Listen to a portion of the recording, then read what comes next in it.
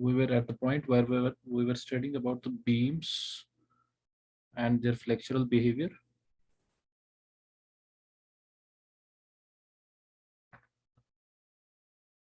And we left it at after we completed the balanced and the under reinforced and the reinforced over reinforced design. उसके बाद हमने we took up the concept of what is concrete cover. Then we discussed about the minimum area of reinforcement that is required in a section.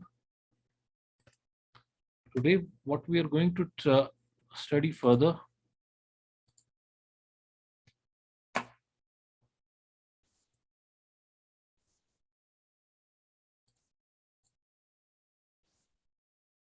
first of all, let's just recall this is a beam, and now you have in a beam steel, which is tension reinforcement. This is your tension reinforcement in beam section. You have a neutral axis, which is an imaginary line about which the forces balance out, or the forces, the compression and the tension forces are calculated about this neutral axis. We know the width is taken as B. This is taken as D, the effective depth up till this point. We determined what is the cover, CE, which is the effective cover for beam section. And I told you that it's concrete cover plus half times phi L, which is the dia of these bars. Now, if there are bars of different sizes, it will be, अगर इन दो bars के बीच में difference है, one bar is bigger than the other, you will take phi L of the greater bar, the larger dia bar, then you will take of that. Similarly, the side reinforcement is taken. We discussed that.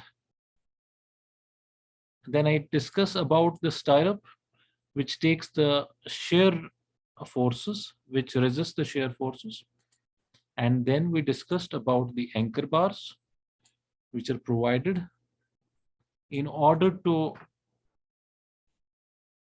the purpose of the anchor bars is to, these are the anchor bars. They act as anchorage for the stirrup. Then I told you that there is a hook which is provided at the end of the stirrup. So this is where we left. Now, if you have to go and design a beam, what do you require first of all? What are the design requirements for a beam? This is where we begin today's lecture. What are the design requirements for a beam once you go for its design? The first thing that you require is the knowledge of loads. So you should be knowing what are the loads that are acting onto the beam. So you should be knowing the dead loads, you should be knowing the live loads, you should be knowing the impact loads, you should be knowing the wind loads, if any, you should be knowing the snow loads, if any, earthquake loads, etc., etc. You should be knowing these loads. But once you begin the design, it's not so easy that you will take all the loads together and start the design in a complex manner. So for the design to be simple, for your beam to be designed for simply for basic loads, we usually take only the dead load and the live load initially for design of beams for which are in a normal structure, not in warehouse structures or others. There you would require impact loads, beams for bridge. If it's a beam of a bridge, there you would also require moving loads, the influence line loads of trucks and other vehicles that are passing through the bridge. Similarly, if you're designing a crane beam, again you would be requiring moving load and the influence line loads and their data. But let's start from a basic beam, which is meant for a building structure. A structure like our a house or a simple beam column and a frame. There you will only be encountering basically dead load and live load initially. Yes, you can also encounter earthquake and wind loads and snow loads, but that's not in your course right now. So we'll not go into those loads because those loads will involve certain more knowledge before we discuss those. So right now we will be studying only the dead load and the live load which are acting on these beams. So dead load and live load are both vertical loads. We know these are vertically acting loads. They act vertically, both of them, onto the beam. So either it will be transferred through, you will have a slab over it, and underneath the slab there will be a beam here running across, and the load will be transferred from the slab onto the beam. It's somewhat like this, or you would have a beam and then column. This is a column and this is a beam. The beam and the column running into each other, then you would have that load from the beam being transferred onto the column. But still, you would always have a slab over this beam. So the loads will basically be always transferred onto the beam from the slab. So it would involve the live load and the dead load, which is being transferred from there onto the beam. In structures like you have your residential houses wherein you're constructing a wall, this is a wall, and you, for example, you put a beam somewhere here, and over this beam again you have a slab. There the load will be transferred, one from the slab, and some amount of will be transferred from the wall onto this beam as well. So first of all, the design requirements are that you should have the knowledge of the loads. Knowledge of the load means amount of load you should know. You should know how to calculate the load acting onto a structural element. Right now we are taking up a beam. So this is the first step. Then second step, what we need to know is what do we keep as the width of the beam. So this is the second step for the beam design or of any flexural member design. Usme you need to know the width of the beam. So what is width of the beam? Any one of you? This is your width B. We have everything unknown. B हमें पता नहीं है right now. B we don't know. We don't know the area of reinforcement. We don't know the stirrup dia. Everything is unknown. So where do we start? Something we have to start with an assumption to begin with. So we start with the width of the beam as an assumption that we take width of the beam as certain value. Now we cannot take any haphazard value for the width of the beam. And there are conventions related to this. You can start from 150 mm minimum width. Now convention means from practice. Convention means from practice. So the minimum width of the beam is 150 mm that you can take. You can take 200 mm, you can take 230 mm, you can take 250 mm, you can take 350 mm, sorry, 300 mm, you can take 350 mm, so and so on. So why is it 230 mm, any one of you, that we can take rather than in whole values 200, 250, 300, 350? Any one of you? and 9 inches is around 230 mm. So we usually put the beam over the whole of the wall, or it's 13 or 14 inch. There it is around 350 mm. And so we usually provide the width of the beam in such whole values 150, 200, 253, but minimum we keep it at 150. We do not decrease it below 150 mm. The reason for not decreasing below 150 mm is probably there are many reasons. One of the reasons is then the beam will not be effective. Its moment of inertia will not be enough to resist the stiffness then. So plus the beams, tensile forces will not be able to take, the steel will not be able to take the tensile forces then effectively. So you have to keep a minimum width of the beam. So this is the beginning point, the second step. The third step is now you have to calculate the depth of the beam. Now this is tricky. So once you have now, actually you have begun with an assumption from a convention or a practice, taking the width of the beam. Now how do you fix the depth of the beam, which is the capital D now that I'll be talking about, which is the overall depth. This is your overall depth right from this point up till the bottommost black line is your capital D.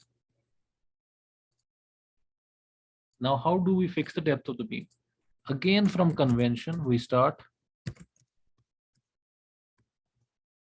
What does the convention say? It says you can take the depth of the beam as 1.5 times to 2 times the width. Width is B.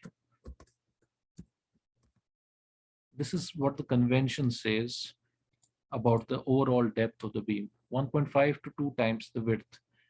So what is now bigger? Is the depth bigger or the width of the beam larger? Which one is larger?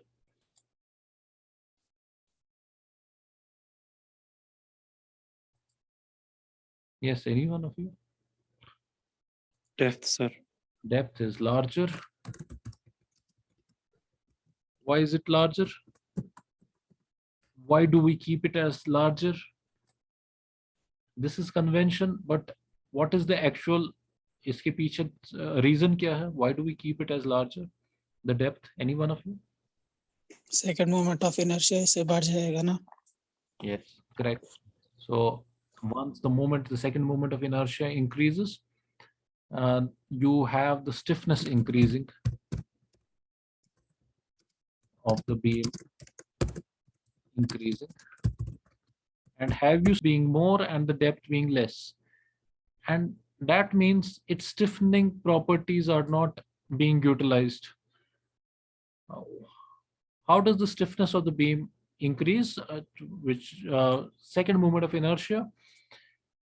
It's actually dependent on the BD raised power cube divided by 12, which is the moment of inertia. So more you have the depth, this is the moment of inertia.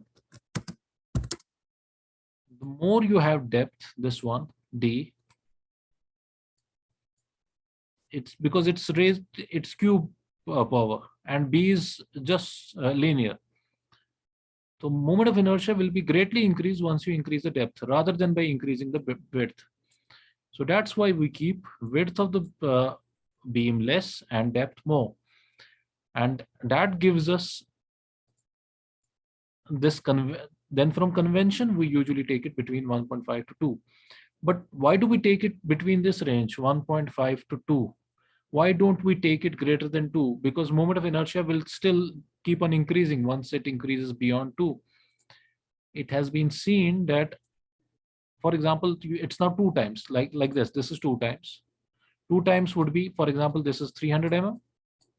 This would be 600 mm.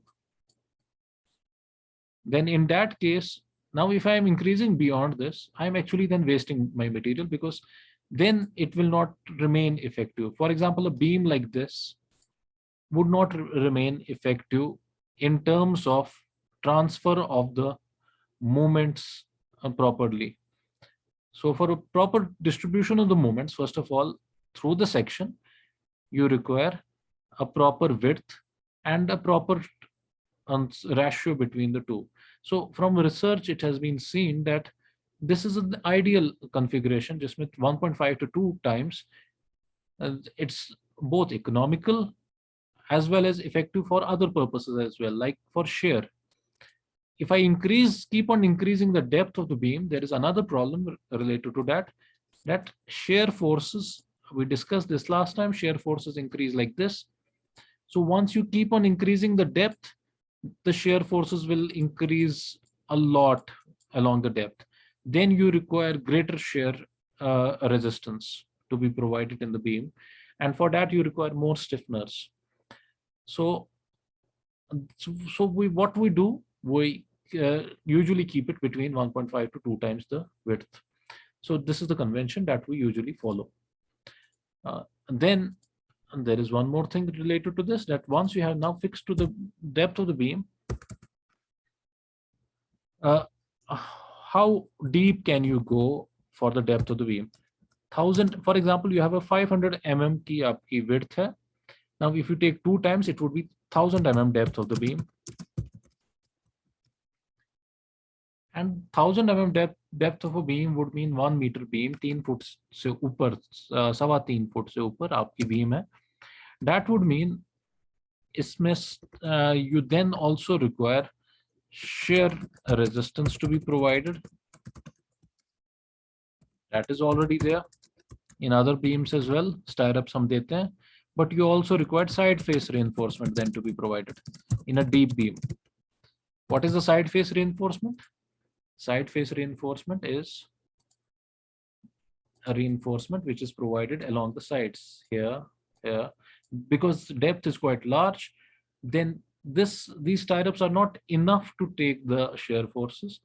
So you also have to provide side face reinforcement to take the shear forces. Secondly, when the depth is too large, this bar begins to buckle. This stirrup bar begins to buckle जब depth काफी बढ़ जाती है. So you require anchorage at the center as well then.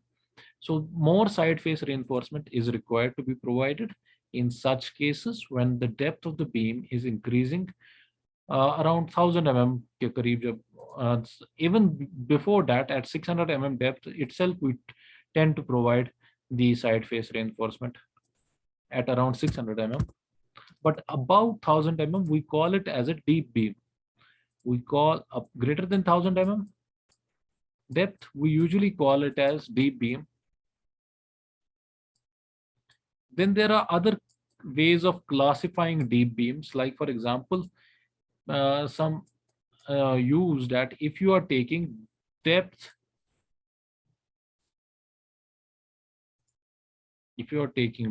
D by जो B ratio आपका है, if you are taking that greater than 2.0, then it becomes deep beam. While as in some codes, they say if it's greater than 3.0, then it's a deep beam. There you have to provide proper shear resistances in the deep beam. So it's usually that because we are going till 1.5 to 2, beyond 2, you can take it as a deep beam. Before that, it's not a deep beam. And a deep beam has a separate design that you have to learn for the deep beam design. So this is depth of the beam, the third one. The fourth one, what did we do till now? We first of all should have the knowledge of the loads.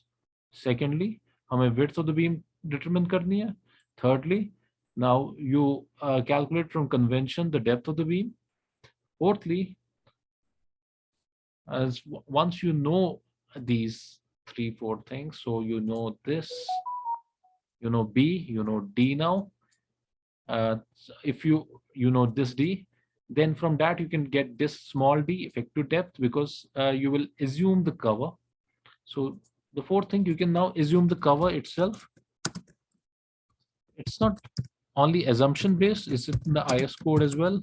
I'll show you the these tables there, which are given there. So cover assumption has to be done.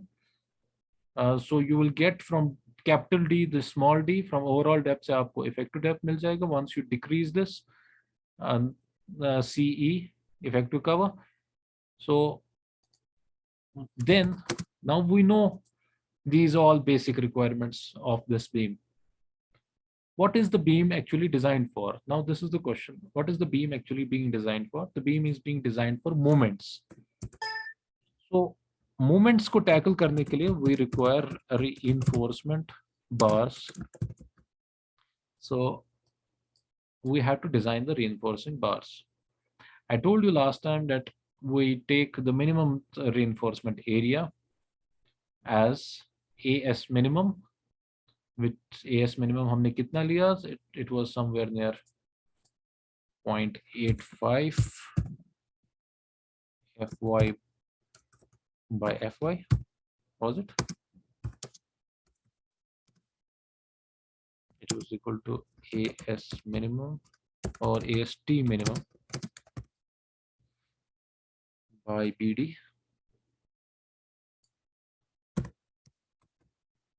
So AST minimum would be how much? 0.85 by FY into cross BD would be if I transfer this BD onto this side. So AST minimum was this much. So we got this that you require a minimum area of reinforcement. But actual area of reinforcement आप कैसे निकालोगे? That I told you that we design beams for flexural loads. So you have to calculate the flexural resistance of the section. Of this section, you have to calculate the flexural resistance of the section. For that, you need to again go back to what we did. This is your beam. This is your neutral axis. You have these as the reinforcing bars.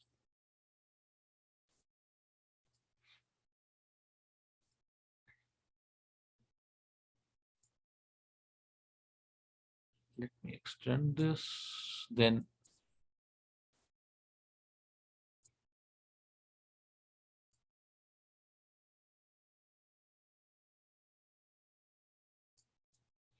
this is your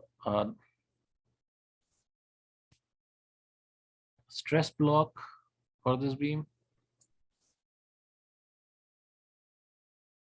The actual stress block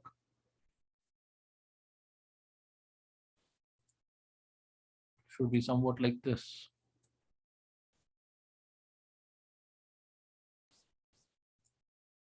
In compression for concrete.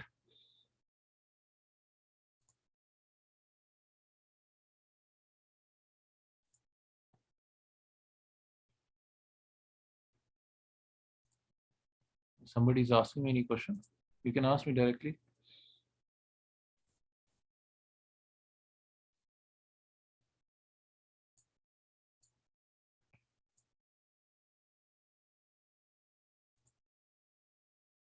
Yes, roll number 26. For asking any question. Sir beams vertical loads के लिए design होते हैं या moment के लिए? I started this lecture with that there are so many loads for which you have to actually design, and these loads you could have vertical load here acting on this beam. You could have lateral load acting on this beam in this direction as well. So all these loads together then make up moments at the ends. So the beam that you are designing is always for moments which are generated from the loads. So right now we are only taking the vertical loads. उससे जो moment generate होंगे उसके लिए हम design करेंगे. We will be designing for the moments and the shear forces and the deflections generated due to vertical load only, not due to these lateral loads, which include this wind load, snow load. Snow load you could take as the vertical load. You can add that up, but it does not directly come onto the beam, so we will not consider that here. So in our design right now. So we can consider that as a part of dead load acting on to the beam right now. So you have this tension from the steel bars here. We already studied this, and मैंने एक कहा कि there is a compression C acting at a neutral axis depth of XU. ये हमने पढ़ा. So then this was your 0.447 FCK. The stress block उसका maximum extreme end पे जो fiber है in compression उस the maximum stresses was 44.7% of FCK, the characteristic strength. Just a minute.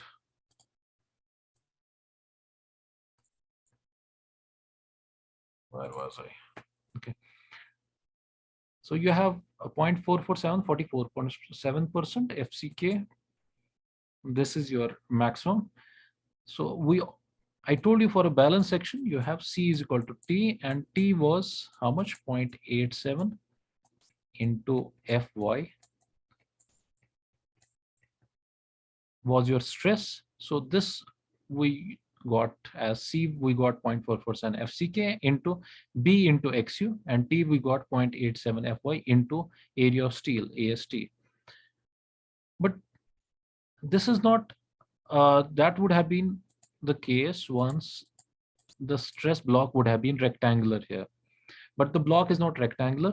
The block is parabolic in shape. So we assume that, there we assume that it was rectangular while calculating for the balance section. But in reality, it's a parabolic shaped block. So for this portion, जो ये portion है, this much portion of this block here, the stresses would be distributed as per the parabola, and for this it would be as a rectangle. So thereby there could be two these compressive strengths. One is C1 and this is C2. We'll distribute C into two separate ones, and C1 and C2. Now let me calculate C1 and C2 separately. This is your C1 block and this is your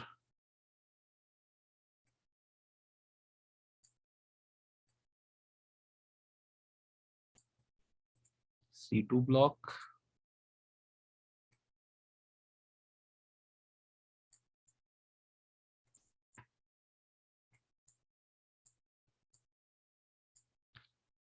If you calculate this from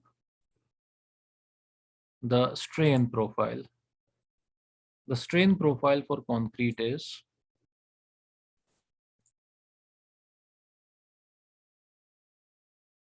maximum strain. How much is the maximum strain that you develop in concrete at failure point? Yes, any one of you? 0.0035. And what is it at yielding point? Anyone?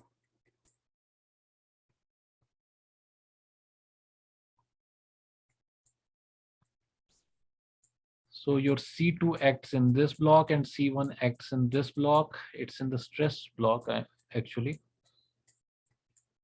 From similar triangles, 0.002 is 4 by 7 of, so this would be 4 by 7. If I take from the similar triangles, what is the total strain in this portion? This is 3 by 7. This total would be 7 by 7. So this would be 0.002 divided by 0.0035 plus 0.002. It would be 4 by 7 or ये portion होगा 3 by 7. So in 3 by 7 portion, your block is rectangular. 3 by 7 of what now? XU. क्योंकि ये total आपका XU है. ये total आपका XU है. तो ये रेक्टेंगुलर पोर्शन 3/7 ऑफ XU होगा. क्यों? क्योंकि इनके बीच में if you calculate, this is 0.0035 minus 0.002, which is 0.0015.